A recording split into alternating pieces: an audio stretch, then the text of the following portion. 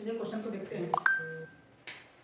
Question दिया हुआ है, ये द्विघात समीकरण क्या है, x square minus 4x plus के इक्वल टू 0 का मूल यानी क्या है, समान है, इक्वल है, तो के का मान क्या होगा। ठीक है, के का मान क्या होगा।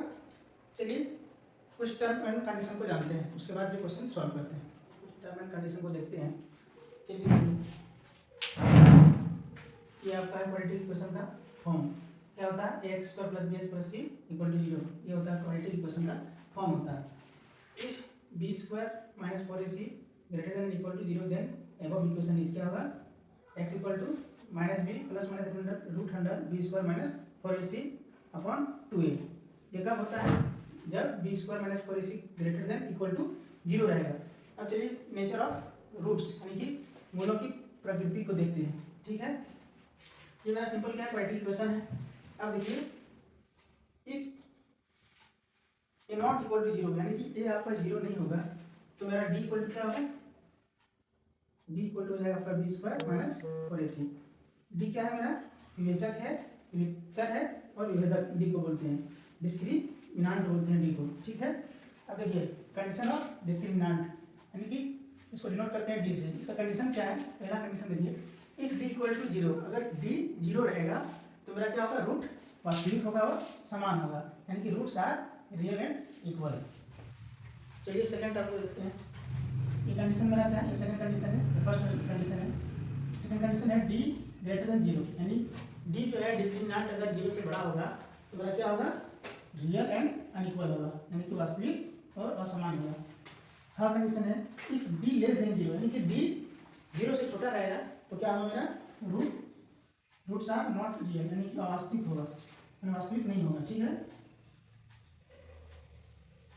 वास्तविक नहीं होगा, नहीं तो अवास्तविक होगा। चलिए हम लोग क्वेश्चन पर चलते हैं। चलिए इस क्वेश्चन पे देखते हैं, आप हल करेंगे। क्या है, मूल समान है।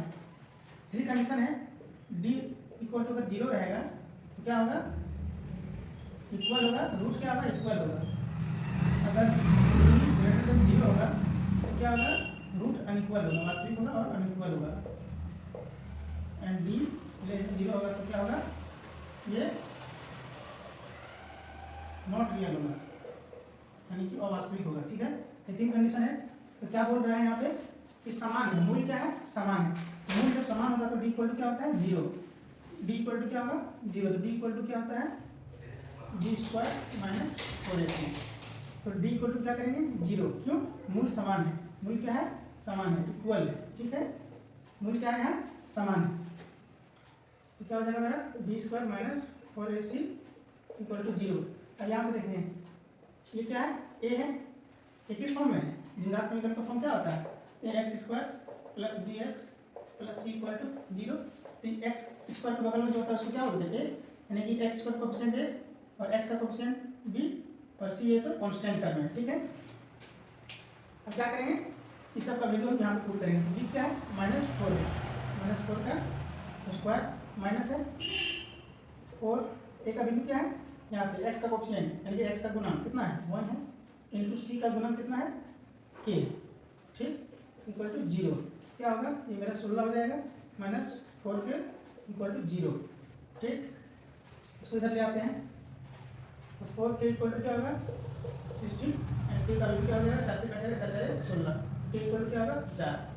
तो ऑप्शन देखने जहाँ पे 4 रहेगा वहाँ पे टिक करेंगे। ठीक है, इस तरह हम लोग के का वैल्यू निकालते हैं।